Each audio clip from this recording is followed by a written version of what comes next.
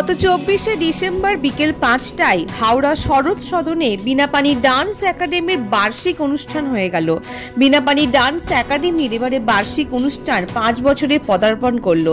তবে Binapani dance academy প্রায় 7 বছর আগে শুরু হয়েছিল। শ্রেয়সী পাত্র, তুহিনা পাত্র অর্থাৎ বিনাপানি ডান্স একাডেমির কর্ণধার এই দুইজন জানান, আমরা স্টুডেন্টদের সাথে কোনো একাডেমির মতো ব্যবহার করি না, এটা আমাদের একটা পরিবার, আমরা পরিবারের চোখেই দেখি। শুধুমাত্র আমরা স্টুডেন্টদের কথা বলবো না, স্টুডেন্টদের সাথে সাথে স্টুডেন্টদের যে গার্জেনরা অর্থাৎ মায়েরাও কিন্তু যথেষ্ট পরিমাণে সহযোগিতা করেন।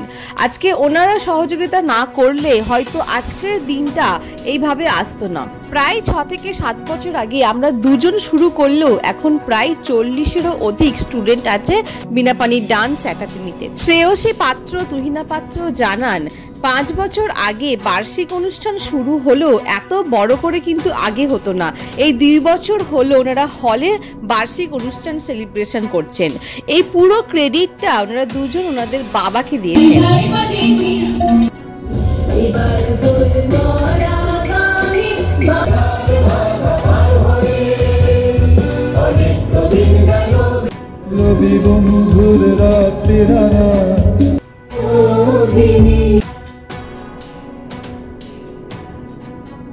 যেটা দেখছেন এটা হচ্ছে আমাদের কাছে পুরোপুরি স্বপ্ন। মানে আমরা অনেক আগে থেকে এটা ফরমেশন হয়েছে, কিন্তু হলে প্রোগ্রামটা আমরা লাস্ট 2 ইয়ার্স ধরে করছি। আর এটার সম্পূর্ণ মানে ক্রেডিটটা যাবে হচ্ছে আমাদের বাপি। মানে সে মেরুদণ্ড হয়ে আমাদের সাথে দাঁড়িয়ে রয়েছে। সে যদি না থাকতো আর কি এই জায়গাটা পৌঁছাতাম না।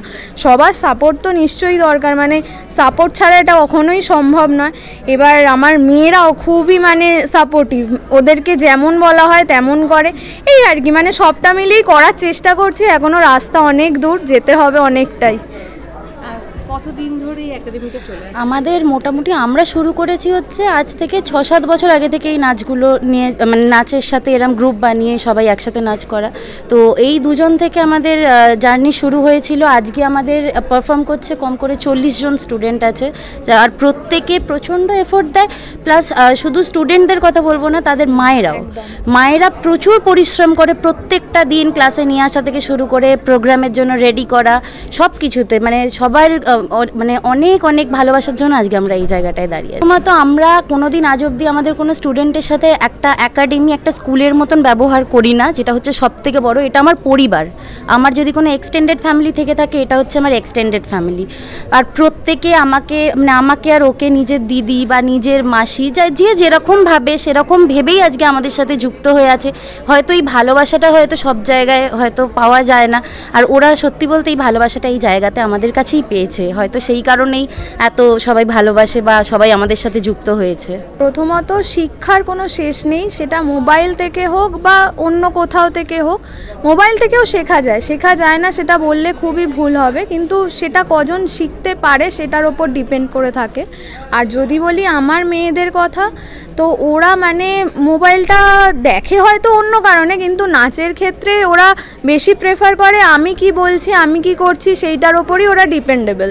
মানে কি বলবো, ওরা সবসময় বলে যে দিদি, মানে আমি যখন নাচি আমার ফিগারটা কোন দিকে যাচ্ছে, আমার এক্সপ্রেশনটা কোন দিকে যাচ্ছে, এইগুলোই ওরা দেখে। তো আমার মনে হয় যে ওরা মানে আমাকেই বেশি ফলো করে। তারা দেখেননি তাদেরকে অবশ্যই বলবো একবার আসুন, দেখুন আমাদের পারফরমেন্সগুলো কেমন আমরা করি, কিভাবে কি হচ্ছে না হচ্ছে দেখুন। যদি ভালো লাগে নিশ্চয়ই আবার আসবেন, যদি ভালো না লাগে তাতেও কোনো অসুবিধা নেই। কি ওরা যা করবে, যতটা করবে সেটা নিজের মন থেকে ভালোবেসে করবে, এটাই আমার কাছে অনেক। আর আমাদের আশীর্বাদ তো সবসময় ওদের ওপর আছে, আমরা তো গাইড করার জন্য আছি। ওরা এবার যতটা করবে পুরোটাই নিজের ওপর। আমরা তো সবসময় ওদের মাথার ওপর আমাদের হাত আছে, কিভাবে করলে কি হবে, কোন দিকটা ভালো লাগবে বলার জন্য সবসময়। কিন্তু ওরা যা করছে নিজে থেকে পুরোপুরি। আমার নাম হচ্ছে শ্রেয়সী পাত্র। আমার নাম তুহিনা পাত্র। আমাদের বিনাপানি ডান্স একাডেমি, আর এটা হচ্ছে হাওড়াতে। মানে প্রত্যেক বছরের একবারই হয় প্রোগ্রামটা যেহেতু, আর এটা এই প্রোগ্রামটার জন্য অনেক আশা করে থাকি আর খুবই মজা করি। মানে অনেক খাটুনি তো হয়, মানে রিহার্সাল থাকে পরপর সপ্তাহে, আর খুবই মজা করছি সবাই মিলে। আর সবার সাথে মিলেমিশেই নাচ করার জন্য মানে রিহার্সাল করি আমরা। স্বস্তিকা দিদি তো সবই বললো, সেটা আমারও মনে হয় সেই সব কথাগুলো। এই যে একটা বছর পুরো ওয়েট করে থাকি আজকের দিনটা আসবে বলে, আজকে সেই দিনটা চলে আসলো। যে রিহার্সালের যে জার্নিটা সেটা কিরকম লাগে? মানে যখন আমরা রিহার্সাল করি আমরা সবাই খুব আনন্দ করে করি, মানে নাচটা আমাদের কাছে খুব একটা গুরুত্বপূর্ণ জিনিস।